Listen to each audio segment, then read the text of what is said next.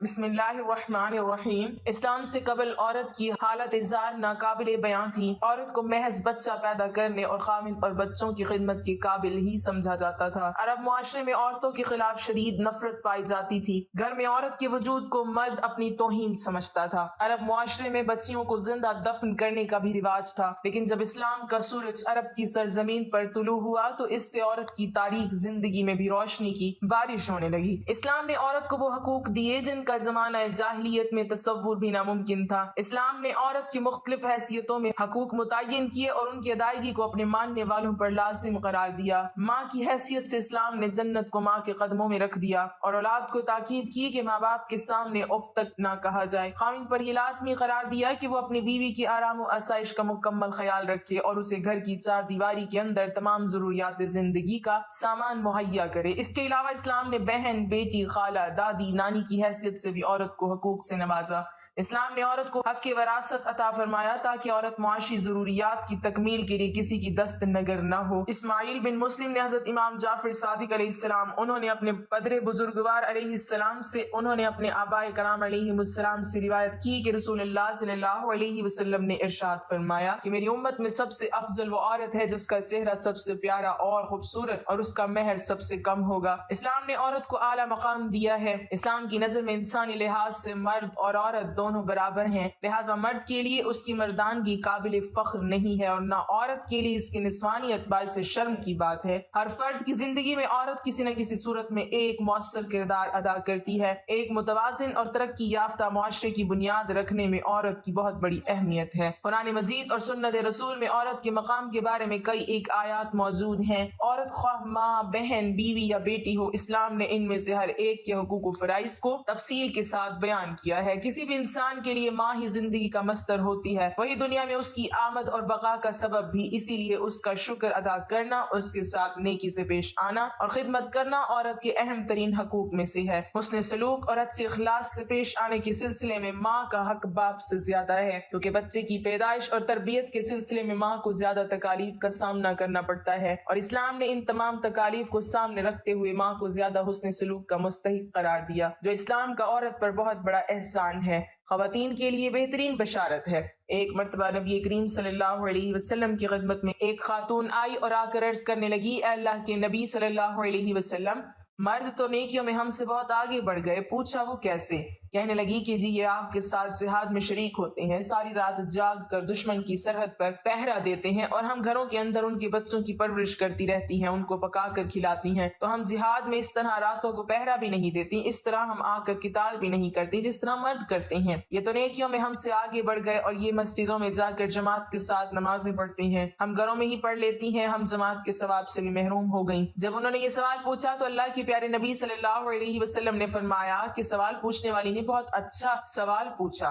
رسول اللہ صلی اللہ علیہ وسلم نے فرمایا کہ جو عورت اپنے گھر میں اپنے بچوں کی وجہ سے رات کو جاگتی ہے تو اللہ تعالیٰ اس مجاہد کے برابر اجر عطا فرماتے ہیں جو ساری رات جاگ کر دشمن کی سرحد پر پہرا دیتے ہیں۔ گویا گھر کے نرم بستر پر عورت کے بیٹھنے کو اللہ تعالیٰ نے جہاد کا ثواب عطا فرمایا۔ رسول اللہ صلی اللہ علیہ وسلم نے فرمایا کہ جو عورت اپنے گھر میں نماز پڑھ لیتی ہے تو اللہ تعالیٰ اس مرد کے برابر اجر عطا فرماتے ہیں جو مرد مسجد میں جا کر جماعت کے ساتھ تکبیر اولیٰ کے ساتھ نماز پڑھتا ہے۔ تو عورت کے ساتھ اللہ تعالیٰ نے بہت نرمی کا معاملہ فرمایا ہے۔ شریعت کا یہ حکم ہے کہ اگر بیٹی پیدا ہوتی ہے تو اللہ تعالیٰ نے گویا رحمت کا دروازہ کھول دیا، تو باپ کے لیے یہ رحمت بن گئی کہ ان کا باپ جنت میں اللہ کے پیارے نبی کریم صلی اللہ علیہ وسلم کے اتنا قریب ہوگا جیسے ہاتھ کی دو انگلیاں ایک دوسرے کے قریب ہوتی ہیں۔ یہ حدیث پاک کا ایک مفہوم ہے۔ حدیث پاک کا مفہوم ہے کہ جب کوئی عورت کنواری مر جاتی ہے، ابھی شادی نہیں ہوتی، فوت ہو گئی، تو یہ جب قیامت کے دن کھڑی کی جائے گی تو اللہ تعالیٰ اس کو شہداء کی قطار میں کھڑا کریں گے، اس لیے کہ یہ کنواری تھی، ماں باپ کے گھر میں رہی، اس نے اپنی عزت و عفت کی حفاظت کی۔ اب اس نے خامند کا گھر نہیں دیکھا، وہ عیش و آرام نہیں دیکھے جو خامند کے ساتھ مل کر انسان کو نصیب ہوتے ہیں۔ چونکہ یہ محروم رہی، اس وجہ سے اللہ تعالیٰ نے اس پر مہربانی کر دی کہ یہ اگر کنوارے پن میں فوت ہو جائے گی تو اس کو شہید آخرت کا درجہ دیا جائے گا۔ دنیا میں تو شہید نہیں کہیں گے، مگر قیامت کے دن اللہ تعالیٰ شہیدوں کی قطار میں اس کو کھڑا کر دیں گے۔ جب بچے کی شادی ہو جاتی ہے اور اب یہ اپنے خامند کی فرما برداری کرتی ہے اور ساتھ یہ اللہ تعالیٰ کی عبادت بھی کرتی ہے، تو فقہا نے مسئلہ لکھا ہے کہ کنواری عورت ایک نماز پڑھے گی تو ایک نماز کا ثواب ملے گا، شادی شدہ ہونے کے بعد نماز پڑھے گی تو 21 نمازوں کا ثواب ملے گا، کیونکہ اب اس پر دو خدمتیں ضروری ہو گئی ہیں، ایک خامند کی خدمت اور دوسرے اللہ تعالیٰ کی عبادت، تو دو بوجھ پڑ گئے۔ جب خاوند کی خدمت کرتے ہوئے اللہ کی عبادت کرے گی تو اللہ تعالیٰ اس کے اجر و ثواب کو بڑھا دیتے ہیں۔ نماز ایک پڑھی 21 نمازوں کا ثواب پا گئی۔ اللہ تعالیٰ نے یوں اس کے ساتھ نرمی اور مہربانی فرما دی۔ ازدواجی زندگی میں اللہ تعالیٰ نے قرآن پاک میں مردوں کو سفارش کی ہے کہ عورتوں کے بارے میں فرمایا تم نے ان عورتوں کے ساتھ اچھے طریقے سے زندگی گزارنی ہے۔ آج کسی کی سفارش اس کی بہن کرتی ہے، کسی کی سفارش اس کی ماں کرتی ہے، کسی کی سفارش اس کی خالہ کرتی ہے، کسی کی سفارش اس کی پھپھو کرتی ہے، عزیز و اقارب کرتے ہیں، لیکن عورتوں کی سفارش اللہ رب العزت نے خود قرآن پاک میں فرمایا کہ اے مردو تم نے عورتوں کے ساتھ اچھے اخلاق اور اچھے انداز کے ساتھ زندگی بسر کرنی ہے۔ عورت اپنے خاوند کے ساتھ اچھے انداز میں زندگی بسر کر رہی ہے، اس کے بعد اس عورت کو امید لگ گئی، یعنی یہ حاملہ ہو گئی، تو حدیث پاک کا مفہوم ہے کہ جس لمحے اس کو حمل ہوا اس لمحے اللہ تعالیٰ اس عورت کے پچھلے گناہوں کو معاف فرما دیتے ہیں، اس لیے کہ کچھ عرصہ یہ بالکل بیماری کی حالت میں گزارے گی۔ بچے کی پیدائش کا جو 9 مہینے کا وقت ہے یہ پورا حمل کا زمانہ یہ عورت کے لیے بیماری ہی کا زمانہ ہوا کرتا ہے، تو اللہ تعالیٰ نے یہ مہربانی فرما دی کہ جیسے ہی اس کے سر پر یہ بوجھ پڑا اسی لمحے اللہ نے اس کی زندگی کے پچھلے گناہوں کو معاف کر دیا۔ عورت اب اپنے بچے کو پیٹ میں لیے ہوئے پھر رہی ہے اور گھر کا کام کاج بھی کر رہی ہے، اور تھکن کی وجہ سے اس کی زبان سے کراہنے کی آواز نکلتی ہے،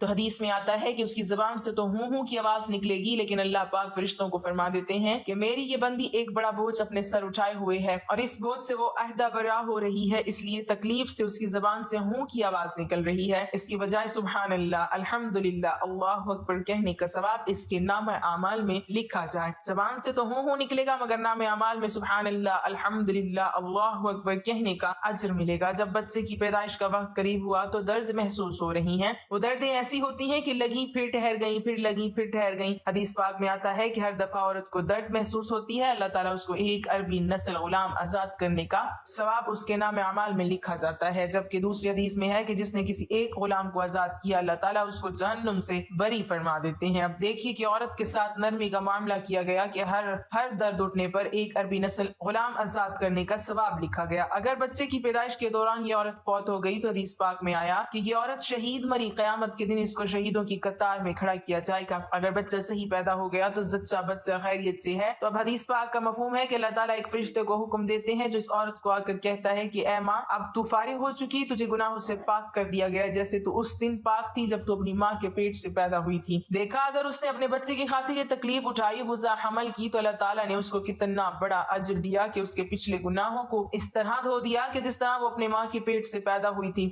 وہ اس دن معصوم تھی۔ اللہ اکبر۔ جب ماں اپنے بچے کی اچھی تربیت کرتی ہے، اس کو اللہ اللہ کا لفظ سکھاتی ہے، تو حدیث پاک کا مفہوم ہے کہ جو بچہ اپنی زندگی سے پہلے اپنی زبان سے اللہ کا لفظ نکالتا ہے تو اللہ تعالیٰ ماں باپ کے پچھلے گناہوں کو معاف فرما دیتے ہیں۔ عورت یعنی ماں نے بچے کو قرآن پڑھنے کے لیے بھیجا، حتیٰ کہ وہ بچہ قرآن پاک ناصرہ پڑھ گیا، تو جس لمحے وہ ناصرہ قرآن پاک مکمل کرے گا اللہ تعالیٰ اس ماں باپ کے گناہوں کو معاف فرما دیں گے۔ اگر بیٹے یا بیٹی کو قرآن پاک حفظ کرنے کے لیے ڈالا اور وہ حافظ بن گیا، جب وہ بیٹی حافظہ بن گئی تو حدیث پاک کا مفہوم ہے کہ اللہ تعالیٰ قیامت کے دن اس کے ماں باپ کو نور کا ایسا تاج پہنائیں گے کہ جس کی روشنی سورج کی روشنی سے بھی زیادہ ہوگی، بلکہ سورج کسی کے گھر میں آ جائے تو اس کے گھر میں اتنی روشنی نہیں ہوگی جتنا اس نور کے بنے ہوئے تاج میں سے روشنی ہوگی۔ لوگ حیران ہوں گے، پوچھیں گے کہ یہ کون ہے؟ ان کو کہا جائے گا یہ تو انبیاء بھی نہیں، شہداء بھی نہیں، بلکہ یہ وہ خوش نصیب والدین ہیں جنہوں نے اپنے بیٹے یا بیٹی کو قرآن پاک حفظ کرایا تھا۔ آج اللہ تعالیٰ نے نور کے بنے ہوئے تاج ان کے سروں پر رکھ دیے، تو دیکھا قدم قدم پر اجر و ثواب مل رہا ہے۔ یہ عورت اپنے گھر کے کام کاج کرتی ہے تو کام کاج کرنے پر بھی اجر و ثواب دیا جاتا ہے۔ مثلاً کون سی عورت ہے جو گھر کے اندر صفائی کا کام نہیں کرتی، گھر کے اندر اپنے کپڑے نہیں دھوتی، یہ گھر کے اندر کھانا نہیں پکاتی، یہ کام تو عورتیں گھر میں کرتی ہی ہیں، اس پر بھی عورت کو اجر و ثواب عطا کیا جاتا ہے۔ ایک حدیث پاک کا مفہوم ہے، فرمایا گیا جو عورت اپنے خاوند کے گھر میں کوئی بے ترتیب پڑی ہوئی چیز اٹھا کر ترتیب کے ساتھ رکھ دیتی ہے تو اللہ تعالیٰ ایک نیکی عطا فرما دیتے ہیں، ایک گناہ معاف فرما دیتے ہیں اور جنت میں ایک درجہ بلند فرما دیتے ہیں۔ اب عورتیں روزانہ کتنی چیزوں کو گھر میں ترتیب سے رکھتی ہیں، کچن کی چیزوں کو ہی لے لیں تو میرا خیال ہے کہ کم و بیش 50 چیزوں کو ترتیب سے رکھتی ہی ہوں گی۔ وہ کون سی بیٹی ہوگی جس کی شادی ہو اور واپس اپنے ماں باپ کو ملنے کے لیے نہ آئے؟ سبھی بیٹیاں آتی ہیں، سبھی بچیاں آتی ہیں، مگر نیت کیا ہوتی ہے؟ جی بس امی سے ملنے جا رہی ہوں،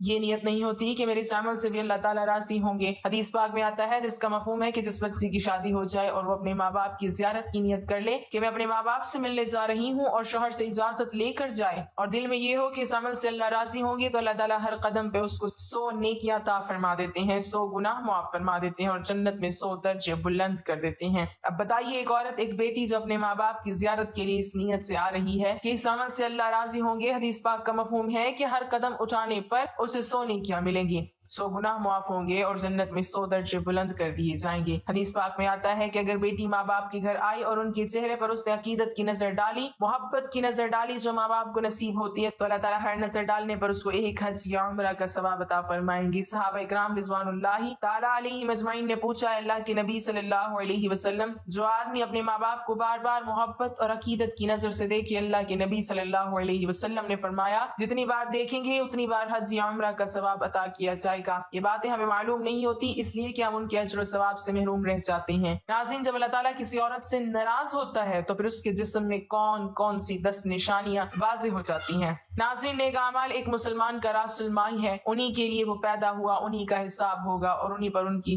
दुनिया की पाकीज़ा जिंदगी और आखिरत में जन्नत की जिंदगी का दारोमदार है। अल्लाह और रसूल सल्लल्लाहु अलैहि वसल्लम ने नेक अमाल की तरफ रुग़बत दिलाई है। इसके साथ ही अल्लाह तबारक व तआला अपने बंदों के नेक अमाल कबूल करने और उन पर दुनिया और आखिरत में बेहतरीन अजर और सवाब देने का वादा किया है। फरमान इलाही है, और जो भी नेक काम करेगा, चाहे वो मर्द हो या औरत, बशर्त ये कि वो साहिब ईमान भी हो, इन सबको जन्नत में दाखिल किया जाएगा और खजूर की गुठली की शिगाफ बराबर भी उनका हक न मारा जाएगा। सूरत उन-निसा बस साबित हुआ कि अल्लाह सुब्हानहू व तआला किसी मुसलमान मर्द या औरत का छोटे से छोटा अमल भी जाया न होने देगा। नाज़रीन, अब बात करते हैं कि नेकी के कामों की जानिब रुग़बत और शौक का होना भी दरअसल अल्लाह तबारक व तआला की एक बहुत बड़ी रहमत और सआदत है। अल्लाह तबारक व तआला नेकी की हिदायत हर इंसान को नहीं देता, जैसा कि अल्लाह ताला कुरान पाक में मुख्तलिफ जगहों पर इरशाद फरमाता है कि अल्लाह जिसे चाहे हिदायत देता है और जिसे चाहे गुमराहों में शामिल कर देता है। और जब अल्लाह तबारक व तआला किसी को गुमराह करता है तो फिर उसका ठिकाना हमेशा हमेशा के लिए जहन्नुम की आग है। मालूम हुआ कि गुमराही से हिफाजत और नेकी की जानिब रुग़बत ये सब अल्लाह ही की जानिब से है, लेकिन जो लोग हिदायत के तलबगार हों, ख्वाह वो कोई मर्द हो या औरत, अल्लाह तबारक व तआला उसे नेकी और हिदायत के रास्ते पर जरूर चलाता है। नाज़रीन, इस वीडियो में बात करेंगे उन औरतों के बारे में कि जिनको अल्लाह सुब्हानहू व तआला हिदायत नहीं फरमाता और उन्हें गुमराही की दलदल में डाल देता है। फिर जब ये औरतें गुमराही की दलदल में धंस जाती हैं तो अक्सर औकात उनके जिस्म में 10 निशानियां वाज़ेह हो जाती हैं। ये जरूरी नहीं कि तमाम निशानियां वाज़ेह हो जाएं, लेकिन इन 10 निशानियों में से अगर किसी औरत के अंदर कोई एक निशानी भी जाहिर हो जाए तो ये बात समझ लें कि ये औरत अल्लाह ताला की नाराजगी की मौजब है और अल्लाह इस औरत से नाराज है, और इसी नाराजगी के सबब अल्लाह ताला ने इस औरत को हिदायत के रास्ते पर चलने की तौफीक अता नहीं की। लिहाजा जब भी किसी औरत में इन 10 में से कोई एक भी निशानी देखें तो उसे ये बात जरूर समझाएं कि तुम्हारी फलां आदत अल्लाह की नाराजगी का सबब है, ताकि वो जिस कदर जल्द मुमकिन हो सके अल्लाह से तौबा इस्तग़फ़ार करके अपनी इस आदत से छुटकारा पा सके। हजरत अली रज़ी अल्लाह तआला अन्हु से किसी ने पूछा कि या अली बताइए कि कैसे पता चले कि अल्लाह तबारक व तआला किसी औरत से नाराज है या राजी है, यानी किसी औरत को ये बात कैसे मालूम हो सकती है कि अल्लाह उसके साथ नाराज है,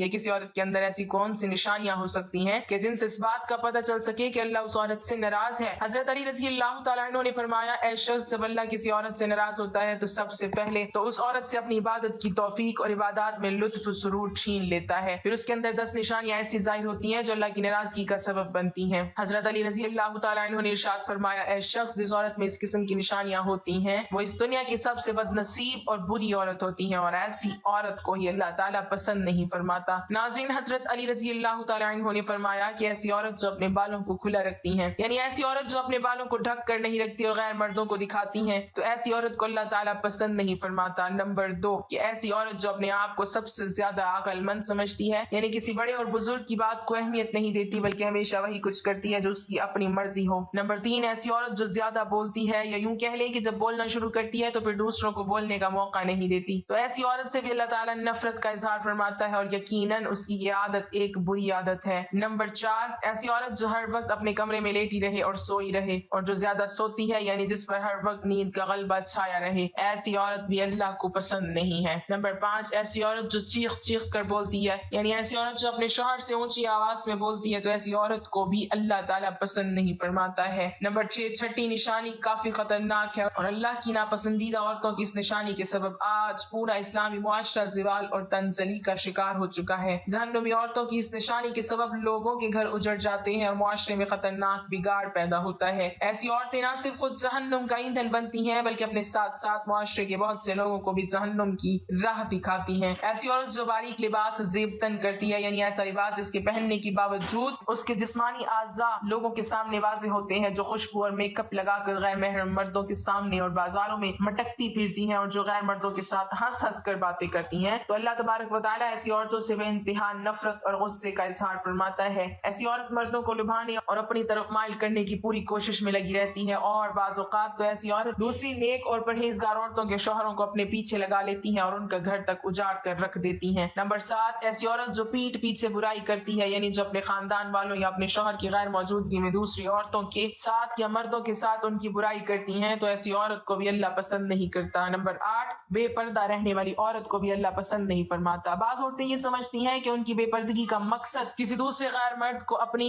جانب مائل کرنا نہیں، اور بس وہ اسے ایک شوق سمجھ کر اس عادت میں ملوث ہوتی ہیں، لیکن یاد رہے کہ خواہ بے پردگی کا مقصد دوسرے مردوں کو اپنی جانب کرنا ہو یا نہ ہو، لیکن ہر طرح کی بے پردگی دراصل بے حیائی میں شمار ہوتی ہے، اور اللہ تبارک و تعالیٰ نے مسلمان عورتوں کے لیے پردہ لازم کیا ہے۔ نمبر 9، ایسی عورت جو بات بات پر جھوٹ بولتی ہو، دوسروں میں فتنہ و فساد کرواتی ہو، دوسروں میں لڑائی کروانے کی خاطر غلط بیانی سے کام لیتی ہو، تو ایسی عورت کو بھی اللہ پسند نہیں فرماتا۔ نمبر 10، ایسی عورت جو اپنے شوہر کی نافرمانی کرتی ہو، بات بات میں اس کا دل دکھاتی ہو، اس کا کہا نہ مانتی ہو اور خود کو شوہر سے برتر سمجھتی ہو، تو ایسی عورت کو بھی اللہ پسند نہیں فرماتا۔ اللہ پاک ہمیں بہتر عمل کرنے کی توفیق عطا فرمائے اور ہمیں نیکوکاروں میں شامل کرے، آمین۔